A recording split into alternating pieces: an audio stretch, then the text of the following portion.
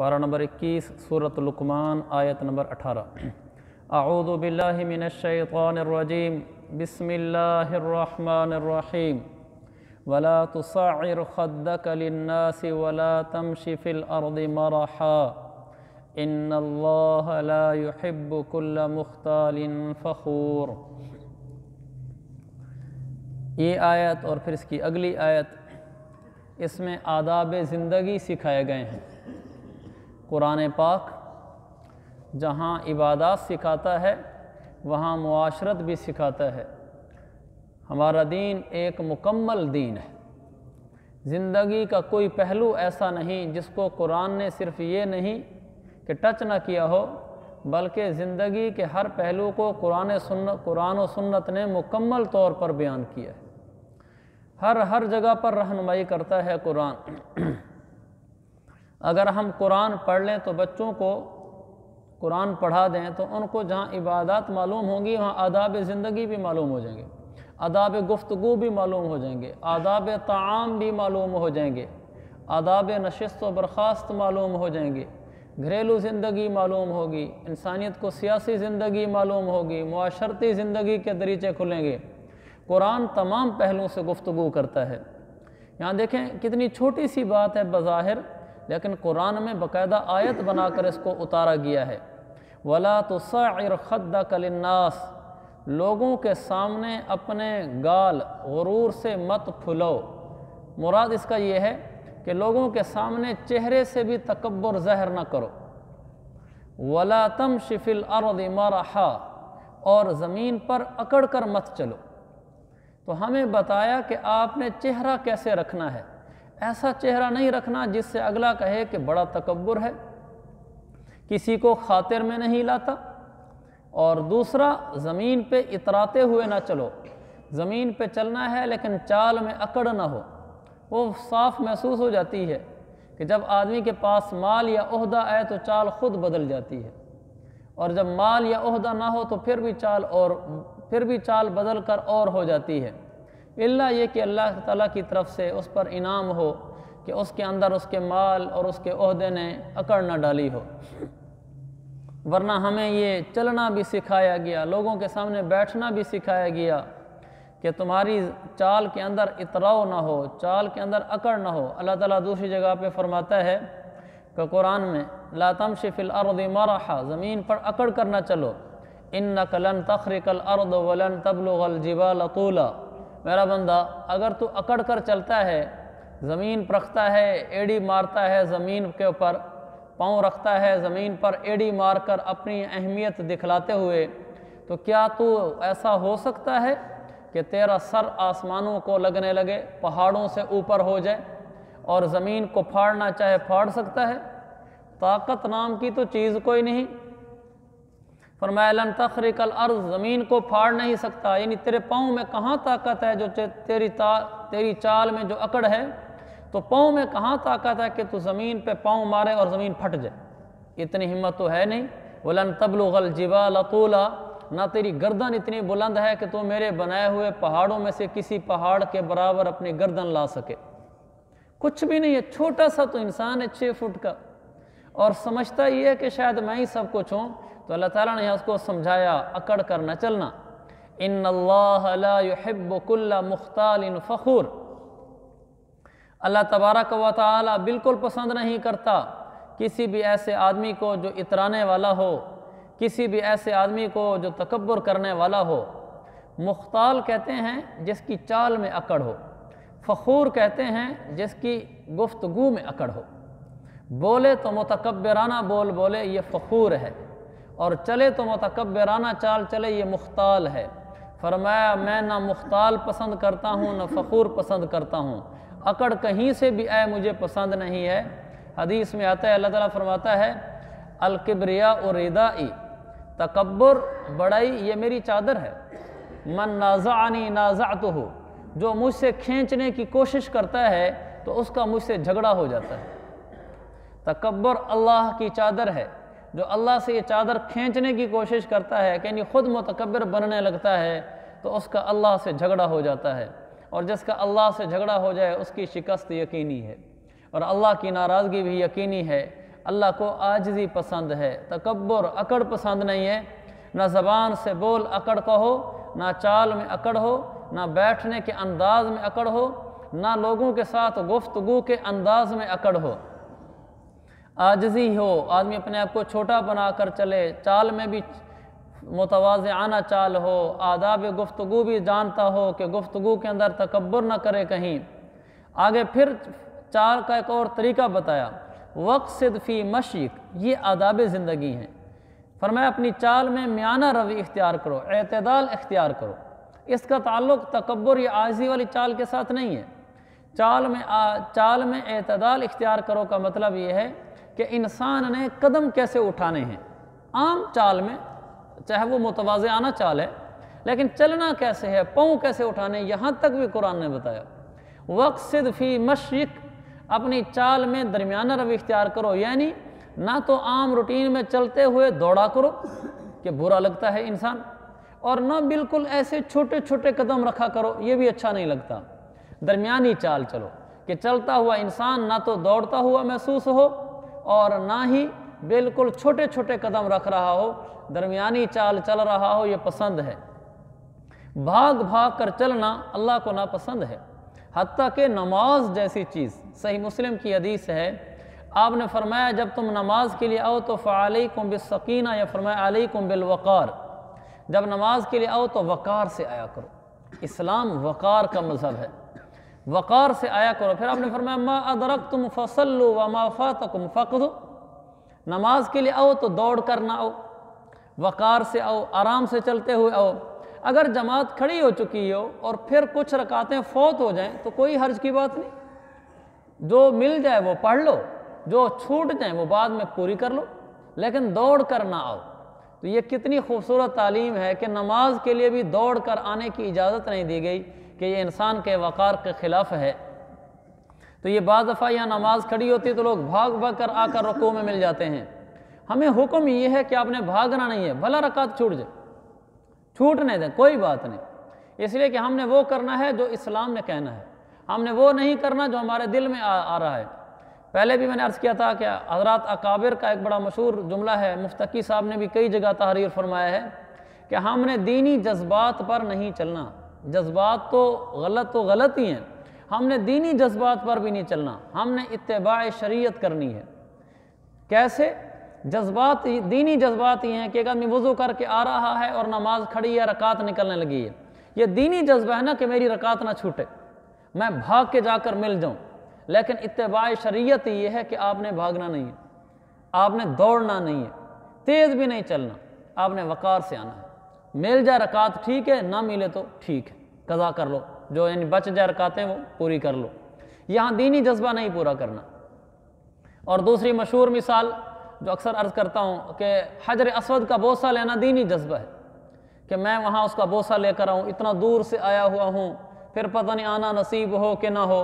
لیکن شریعت کا حکم ہے کہ اس طرح ہجوم کے اندر آپ نے بوسہ لینے کے لیے نہیں جانا، اس لیے کہ عورتوں کے ساتھ جسم مس ہوگا، اس لیے کہ دوسرے مسلمان بھائیوں کو دھکے لگیں گے، کسی مسلمان بھائی کو دھکا دینا ٹھیک نہیں، عورت کے جسم کے ساتھ جسم مس ہونا ٹھیک نہیں، لہذا تم بوسہ ہی نہ لو۔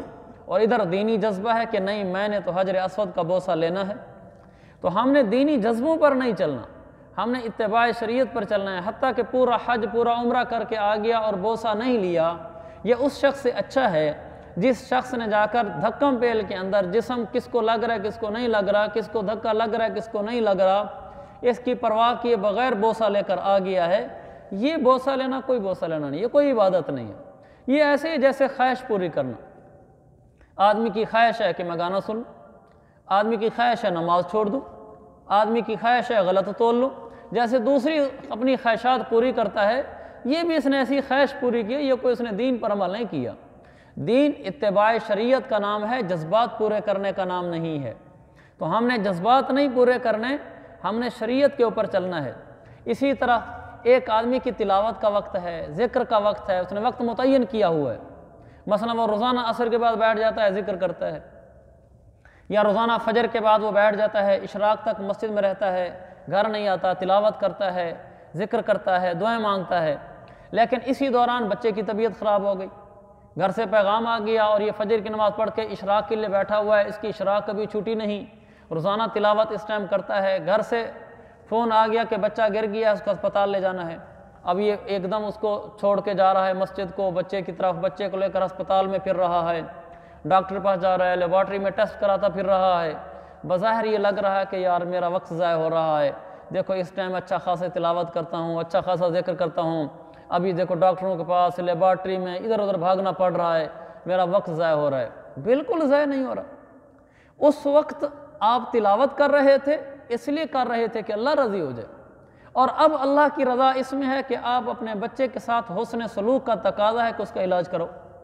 آپ اپنے بچے کا علاج کرا رہے ہیں، بچے کو راحت پہنچا رہے ہیں، اس کا خیال رکھ رہے ہیں، آپ اس وقت بھی اللہ کے حکم پر چل رہے ہیں، اس وقت تلاوت کرنا، ذکر کرنا بھی اللہ کی شریعت پر چلنے کے لیے آپ کر رہے تھے، اور اب شریعت یہ ہو گئی ہے کہ آپ نے اپنے بچے اور بیوی کا علاج کرانا ہے، آپ اس کے لیے بھاگے پھر رہے ہیں۔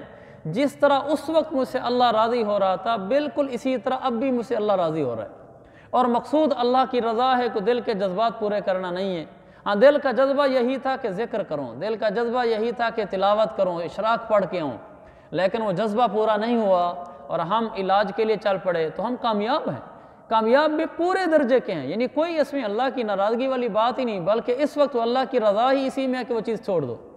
یہ معاشرت کے اندر کس حد تک ہم نے لگنا ہے، کس حد تک نہیں لگنا، عبادات میں کس حد تک لگنا ہے، کس حد تک نہیں لگنا، شریعت نے سب حد بندی کر دی ہے۔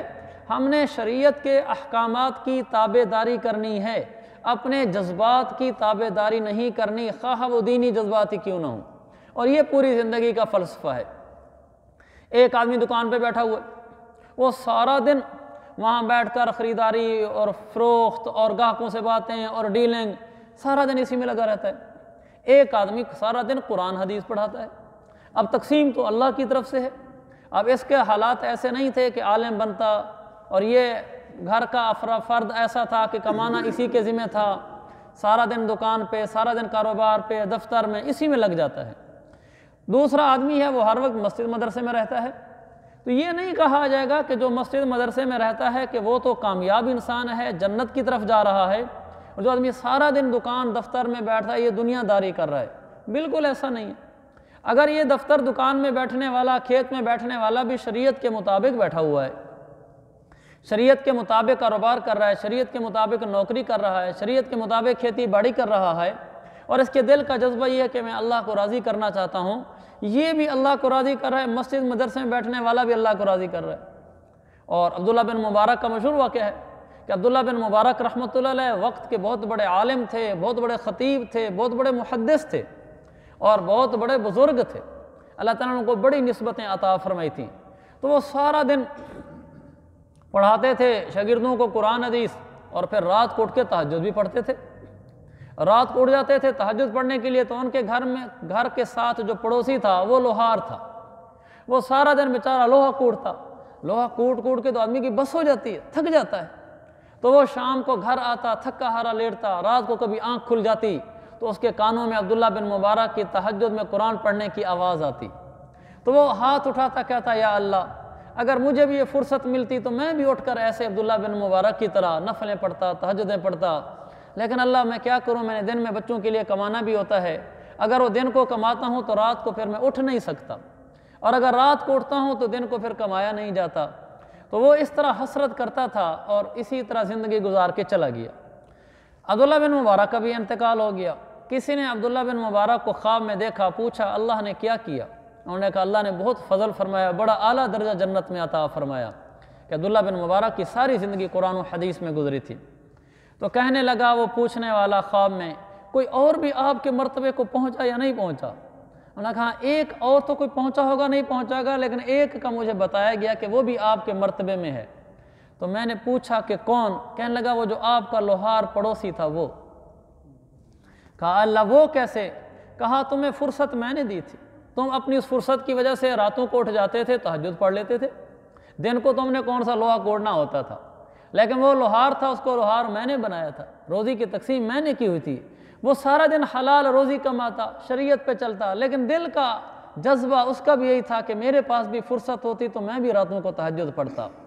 تو اس کے دل کے جذبوں کو دیکھ کر ہم نے اس کو تیرے برابر کر دیا ہے۔ کہاں لوہار کہاں عبداللہ بن مبارک، یعنی زمین آسمان سے بڑا فرق لگتا ہے ان کی زندگی میں۔ جب وہ زندگی گزار رہے تھے یوں سے ملے ایک آدمی کی لوہار کی دکان ہے، وہ سارا دن لوہا کوڑتا ہے، دوسرا وقت کا علامہ ہے، ہر وقت اللہ رسول بولتا ہے، قرآن حدیث بولتا ہے، قیامت والے دن برابر جنت میں درجے میں بیٹھے ہوئے ہیں، اس لیے کہ اللہ تعالیٰ کی رضا والے کام کیے لوہار نے، وہ لوہار بن کر بھی پار ہو گیا۔ اور اگر انسان اللہ کی رضا والے کام نہ کرے تو مسجد مدرسے میں بیٹھ کر بھی ناراض ہوتے ہیں، جہنم میں علماء کو بھی ڈالا جائے گا۔ ایسی بات تو نہیں ہے کہ جہنم میں صرف وہ لوگ ڈالے جائیں گے جو نعوذ باللہ مدرسوں میں نہیں ہیں، باہر ہیں۔ میرے عزیز بھائیو، جو نافرمان ہے وہ مسجد مدرسے میں ہے یا باہر ہے، اس کا مقدر جہنم ہے۔ جس کی زندگی میں دین ہے وہ مسجد مدرسے میں ہے یا باہر ہے، اس کے مقدر میں جنت ہے۔ تو ہم نے دینی جذبات پر نہیں چلنا، ہم نے اتباع شریعت پر چلنا ہے کہ شریعت کیا کہتی ہے، اس کے مطابق عمل کریں گے تو ہم انشاءاللہ پار ہو جائیں گے۔ تو چال کا طریقہ بتایا کہ چال آپ کی درمیانی ہونی چاہیے، بھاگ دوڑ والی نہیں ہونی چاہیے، نماز کے لیے آتے ہوئے بھاگ دوڑ کے نہیں آنا چاہیے۔ وَاغْضُضْ مِنْ صَوْتِكَ، اور دوسرا فرمایا اپنی آواز پست رکھو، آواز آہستہ رکھو۔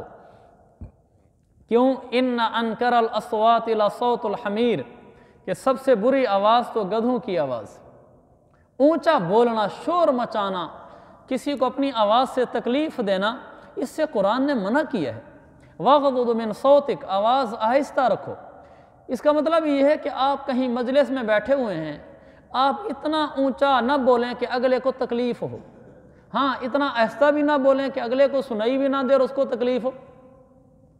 آہستہ اتنا بولیں کہ اگلے کو سنائی تو خوب دے، لیکن ایسی زور زور سے آواز جس سے باقی سب لوگ پریشان ہونا شروع ہو جائیں، اس کی شریعت میں ممانعت ہے۔ حتیٰ کہ یہ جو ہمارے ہاں ڈیک لگا دیتے ہیں اور اونچی اونچی آواز سے بولتے ہیں، یعنی ڈیک کے اوپر پورا محلہ پریشان ہوتا ہے، اس کی شرعاً حوصلہ افزائی نہیں ہے، پسندیدگی نہیں ہے اس کی۔ آپ نے پروگرام کرنا ہے تو آواز اتنی رکھیں جو پروگرام تک رہے، اور آپ نے تعلیم کرانی ہے تو تعلیم اتنی کریں جو سامنے مجمع بیٹھا ہوا ہے، بیان کرنا ہے تو آواز اتنی کریں جتنا مجمع بیٹھا ہوا ہے۔ کہیں لوگ بیٹھے ہوئے ہیں تو اتنی آواز رکھیں جہاں جتنا مجمع ہے۔ ہمارا درس ہو رہا ہے تو ہماری آواز اتنی ہونی چاہیے جتنا ہمارا مجمع ہے۔ اگر ہماری آوازیں اس سے بڑھ جاتی ہیں تو اس کو شریعت نے پسند نہیں کیا، اس لیے کہ کسی مسلمان کو تکلیف نہیں ہونی چاہیے۔ تو یہاں اس پر بھی مفتقی صاحب نے بہت اچھا لکھا ہے، وہ فرماتے ہیں زیادہ چیخ چیخ کر بولنا اسلامی آداب کے خلاف ہے، یہاں تک کہ اگر کوئی شخص درس دے رہا ہو یا آواز کر رہا ہو تو اس کی آواز اتنی ہی بلند ہونی چاہیے جتنی اس کے مخاطبین کو سننے سمجھنے کے لیے ضرورت ہے۔ اس سے زیادہ آواز بڑھانے کو بھی اس آیت کے تحت منع کیا گیا ہے۔ اس حکم پر خاص طور سے ان حضرات کو غور کرنے کی ضرورت ہے جو بلا ضرورت لاؤڈ سپیکر کا استعمال کر کے لوگوں کے لیے تکلیف کا باعث بنتے ہیں۔ تو ہمیں اپنا خیال رکھنا چاہیے کہ ہمارے ڈیک ہماری آواز کی وجہ سے کسی کو تکلیف نہ ہو۔ تو یہ ہمارا درس ہوتا ہے، اس میں بھی ہمیں خیال رکھنا چاہیے بھی جو ہمارے ساتھی آواز کا انتظام کرتے ہیں، قرآن کا عمل ہم سب کے لیے، سب سے پہلے تو میرے لیے، تو اس کی آواز ہم اتنی رکھیں کہ ہمارے اسی جگہ تک رہے، تاکہ اگر کوئی ساتھی نماز پڑھنا چاہے، ہمارا تو خیر برآمدہ ہے، وہ برآمدے میں پڑھ سکتا ہے، لیکن ایسی آواز ہماری اس درس کی سپیکر کی نہ ہو کہ برآمدہ اور صحن ساری جگہ آواز جا رہی ہو کہ باہر لوگ اگر نماز پڑھنے آئیں بھی صحیح تو ان کو پریشانی ہو۔ تو میں ان کی گزارش کرتا ہوں کہ آپ حضرات آواز اس کی اتنی سیٹ کریں کہ جس سے ہماری ضرورت پوری ہو اور اس سے زیادہ نہ ہو۔ اسی طرح جب ہم تعلیم کراتے ہیں فضائل اعمال کی، فضائل صدقات کی، اس میں بھی مجھے اور آپ کو ہلکا دیکھنا چاہیے کہ میرے سامنے کتنا مجمع بیٹھا ہوا ہے، اتنی آواز میں نے نکالنی ہے۔ اتنی زیادہ آواز نکالنا کہ دور والے ساتھی بھی پریشان ہوں، یہ پسندیدہ نہیں ہے۔ اتنی ایسا آواز بھی نہیں ہونی چاہیے کہ قریب والے ساتھی بھی نہ سن سکیں۔ تو مجھے اور آپ کو، ہم سب کو اپنی آواز کا بھی خیال رکھنا چاہیے۔ زور زور سے شور مچانے والی آواز اللہ کو پسند نہیں ہے۔ ویسے بھی انسان بدن بھدا لگتا ہے کہ جب انسان زیادہ اونچا شور مچا کر چیخ چیخ کر بولنا شروع کر دیتا ہے۔ ایک گزارش کرتا ہوں آداب زندگی میں سے ہے، جب کبھی کسی ایسی مجلس میں بیٹھے ہوں جہاں ایسی بات کرنی ہو جو بات اگلے کے خلاف ہو، مثلا خاندانی کوئی معاملہ ہے، کاروباری کوئی معاملہ ہو گیا جس میں اختلاف ہو گیا، گھر میں بھی ایسے بیٹھے ہوتے ہیں، اختلاف ہو جاتا ہے کسی باتوں پر، وہ پھر اکٹھے کر لیتے ہیں، گھر کے افراد بھی سارے اکٹھے ہو جائیں، جو ہے آپس میں تصفیہ کر لیتے ہیں۔ ایسے موقع پر ہر آدمی یہ سمجھ رہا ہوتا ہے، جن آدمی میں اختلاف ہوتا ہے وہ یہ سمجھ رہا ہوتا ہے کہ میں ٹھیک ہوں اور اگلا غلط ہے، اور وہ سمجھ رہا ہوتا ہے کہ میں ٹھیک ہوں اور اگلا غلط ہے۔ اس موقع پر آواز اونچی ہو جاتی ہے، بعض دفعہ زیادہ اونچی ہو جاتی ہے، آدمی چڑھ چڑھ کر بول رہا ہوتا ہے۔ یہ انسان کو کنٹرول کرنے کا وقت ہوتا ہے۔ یہی تو جگہیں ہوتی ہیں جہاں انسان چیک ہوتا ہے کہ اس میں کتنا ضبط نفس ہے، کتنا کنٹرول طبیعت ہے اس میں۔ اس موقع پر بے قابو ہونا تو فطری چیز ہے، لیکن اس پر انسان اپنے آپ کو کنٹرول میں رکھے، ایسا غصے میں بے قابو نہ ہو جائے کہ چہرہ لال پیلا ہو جائے اور چڑھ چڑھ کر بول رہا ہو، چاہے کاروباری اختلاف ہو گیا، خاندانی امور میں اختلاف ہو گیا، یا دینی مسائل میں کسی آدمی سے اختلاف ہو گیا، بات اپنے آدمی وقار کے ساتھ کرے، دھیمے لہجے میں کرے اور ٹھہراؤ کے ساتھ کرے، اونچی آواز میں چیخ چیخ کر نہ کرے۔ حتیٰ کہ جو مناظرے ہوتے ہیں بعض دفعہ، اگرچہ ہم ان کے حق میں نہیں ہیں، لیکن جو ہوتے ہیں الا یہ کہ کسی خاص صورت میں مناظرہ کرنا پڑ جائے تو اس کی تو کوئی حرج نہیں، لیکن عام مناظروں کی فضا اچھی نہیں ہے، تو اس میں بھی آدمی اتنی آواز بولے جتنے اگلے کو ضرورت ہے۔ یعنی دینی آپ کو اختلاف ہے، دنیاوی اختلاف ہے، تجارتی اختلاف ہے، خاندانی امور کے اختلاف ہے، جب آپ کی بولنے کی باری ہے تو آپ وقار کے ساتھ آہستہ انداز میں، دھیمے انداز میں، بغیر غصے ہو کر، بغیر لال پیلے ہوئے گفتگو کریں۔ اس سے انسان کا وقار بھی رہتا ہے اور تعلیم شریعت بھی یہی ہے۔ اور ایسے موقع پر اگر آپ کنٹرول نہیں کر پاتے اپنے اوپر تو آپ نہ بولیں۔ مثلا ایک آدمی کو پتہ ہے کہ یار میں جب بولتا ہوں تو میں پھٹ پڑتا ہوں، میں نہیں سنبھل سکتا، تو وہ نہ بولے۔ اس کو کہو جی میری طبیعت میں بھی جوش ہے، میری طبیعت میں بھی غصہ ہے، میں ابھی نہیں بولنا چاہتا، جب میری طبیعت میں اعتدال آ جائے گا میں پھر بات کروں گا۔ تو اس لیے جب غصہ ہو اس وقت بھی نہ بولیں، یہ بہت مشکل وقت ہوتا ہے، لیکن ایسے موقع پر انسان اپنے اوپر کنٹرول کرے، بولنا پڑ جائے تو نپے تلے لفظ بولے، ورنہ اپنے آپ کو اعتدال پر آنے دے، جب طبیعت میں غصہ جاتا رہے پھر گفتگو کرے۔ اللہ تعالی ہمیں ان آداب قرآنی پر عمل کی توفیق عطا فرمائے۔